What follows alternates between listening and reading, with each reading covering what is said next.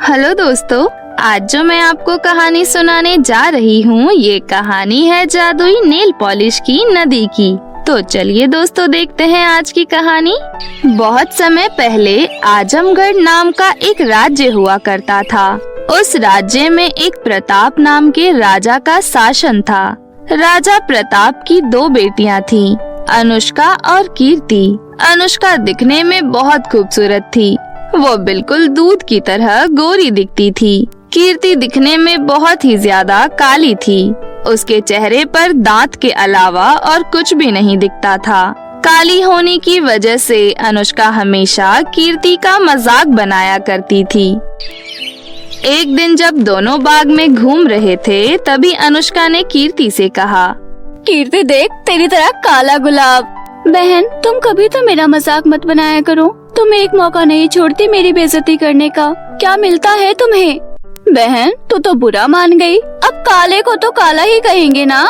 अनुष्का की बातें सुनकर कीर्ति उदास होकर अपने कमरे में चली जाती है। इसी तरह समय बीत रहा था। राजा की दोनों बेटियां शादी योग्य हो जाती हैं।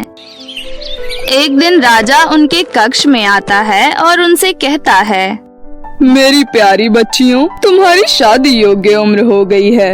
अब मैं तुम दोनों की फौरन शादी करवाना चाहता हूँ।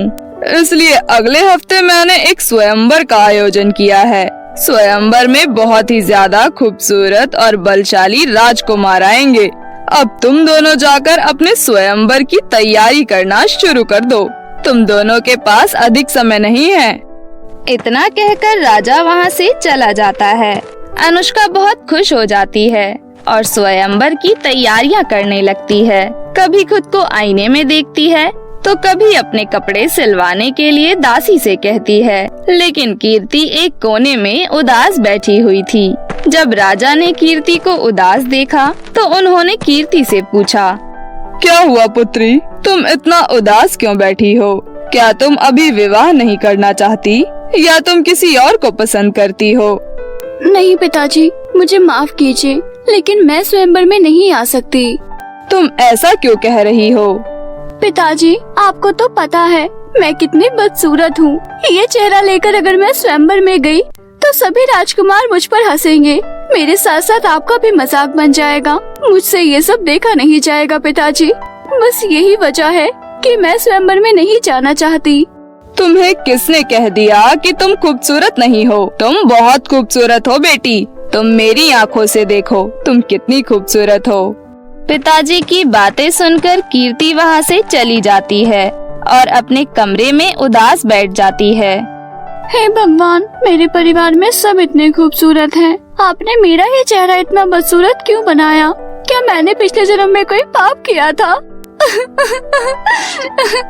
कीर्ति रोते रोते सो जाती है। रात को सोने के बाद कीर्ति के सपने में एक गुलाबी परी आती है। वो कीर्ति से कहती है, कीर्ति, तुम्हें भगवान से इतनी शिकायतें क्यों हैं? सिर्फ इसलिए क्योंकि तुम्हारा रंग काला है? पर तुम चिंता मत करो, मैं तुम्हारा समाधान लेकर आई हूँ।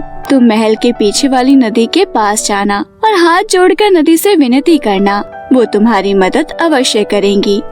इतना कहकर वो परी गायब हो जाती है और कीर्ति की नींद खुल जाती है। अरे, मैंने जो सपना देखा, क्या वो सच है? क्या सच में महल के पीछे वाली नदी मेरी मदद करेगी? मुझे जाकर देखना चाहिए। कीर्ति फटाफट तैयार होकर महल के पीछे वाली नदी के पास जाती है और वहाँ जाकर नदी से विनती करती है। हे नदी, तुम ही मेरी सहायता कर सकती हो।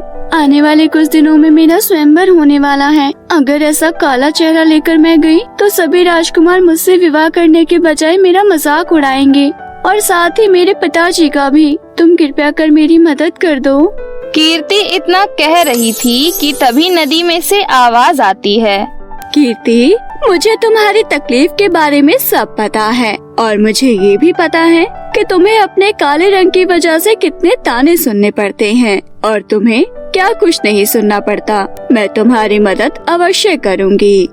नदी के इतना कहने के बाद नदी के ऊपर अलग अलग रंग की नेल पॉलिश तैरने लगती है।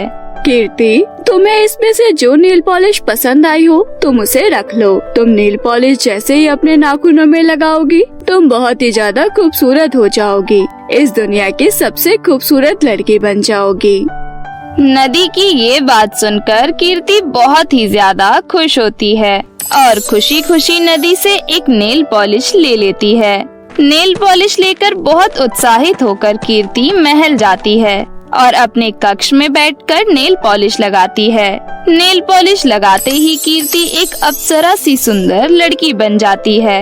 वो बहुत ही ज्यादा खूबसूरत लग रही थी और उसके चारों तरफ एक तेज निकल रहा था, मानो कोई देवी खड़ी हो। तभी वहाँ पर अनुष्का आ जाती है। वो कीर्ति को देखकर बहुत ही ज्यादा हैरान रह जाती है। कीर्ति, क्या ये तुम हो? कहीं मेरी आंखें तो खराब नहीं हो गई है ना? कहीं मैं कोई सपना तो नहीं देख रही हूँ? नहीं बहन, ये कोई सपना नहीं है, ये हकीकत है। तुम्हारी आंखें सही देख रही हैं। तुम इतनी खूबसूरत कैसे हो सकती हो? तुम तो मुझसे भी ज्यादा खूबसूरत लग रही हो। क्या तुम मुझे नहीं बताओगी तुम इतनी खूबसूरत कैसे हुई? अपनी बहन की प्यार भरी बातें सुनकर कीर्ति भावुक हो जाती है और जादुई नदी और सपने वाली सारी बात वो अपनी बहन को बता देती है। अनुष्का मन ही मन सोचती है, तुम मुझसे अधिक खूबसूरत कभी नहीं हो सकती। मैं ऐसा होने ही नहीं दूंगी। मैं आज उस नदी के पास जाकर अपने लिए भी एक नेल पॉलिश मांगूंगी, जिसे लगाकर मैं अत्यंत खूबसूरत हो जाऊंगी। अनुष्का कीर्ति को बिना बताए जादुई नदी के पास जाती है और हाथ जोड़कर विनती करने लगती है। उसके विनती करने पर नदी से आवाज आती है, कहो अनुष्का, क्या तकलीफ है तुम्हें? जादुई नदी, मुझे नेल पॉलिश चाहिए जिसे लगाकर मैं खूबसूरत हो सकूं। तुम तो पहले से ही इतनी खूबसूरत हो, तुम्हें और खूबसूरत होने की कोई जरूरत नहीं है। मैंने तुमसे कोई सलाह नहीं मांगी, मैंने नेल पॉलिश मांगा है। मुझे फटाफट जादुई नेल पॉलिश दे दो। अनुष्का की बातें सुनकर नदी नेल पॉलिश प्रकट कर देती है। अनुष्का खुशी खुशी एक नेल पॉलिश ले लेती है और वहीं पर हाथों में लगा लेती है। लेकिन अनुष्का जैसे ही नेल पॉलिश लगाती है वो खूबसूरत होने की बजाय बदसूरत हो जाती है। जादुई नदी, तुमने मेरे साथ छल क्यों किया? तुमने मुझे बदसूरत क्यों बनाया? क्योंकि तुम्हें बोलने की तमीज नहीं है और तुम हमेशा अपनी बहन का मजाक बनाती रहती हो। यही तुम्हारी सजा है। अनुष्का नदी के आगे बहुत हाथ जोड़ती है, लेकिन नदी अनुष्का की एक नहीं सुनती। तभी वहाँ पर कीर्ति आ जाती है। बहन, तुम्हारा ये हाल कैसे हुआ? अनुष्का रोते हुए कीर्ति को सब बताती है और माफी भी मांगती है। कीर्ति नदी से विनती करती है, हे नदी, मेरी बहन को वापस पहले जैसा कर दो। उसने अपनी गलती स्वीकार कर ली है और उसे उसका एहसास भी है। ठीक है कीर्ति, अगर तुम कह रही हो तो मैं अनुष्का को पहले जैसा कर दूंगी। इतना कहकर नदी अनुष्का को पहले जैसा कर देती है।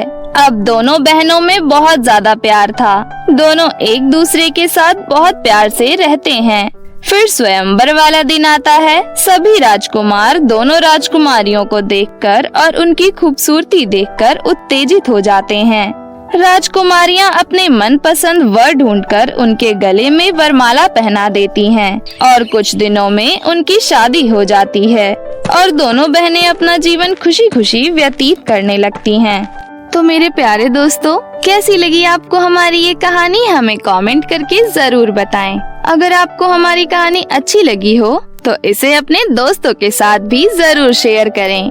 और हाँ दोस्तों, अगर आपने अभी तक हमारे चैनल को सब्सक्राइब नहीं किया है तो जल्दी से नीचे लाल बटन दबाकर सब्सक्राइब कर लें और बेल आइकन दबाना ना भूलें। तो मिलते हैं फिर किसी नई कहानी के साथ। तब तक आप लोग अपना ख्याल रखें। धन्यवाद।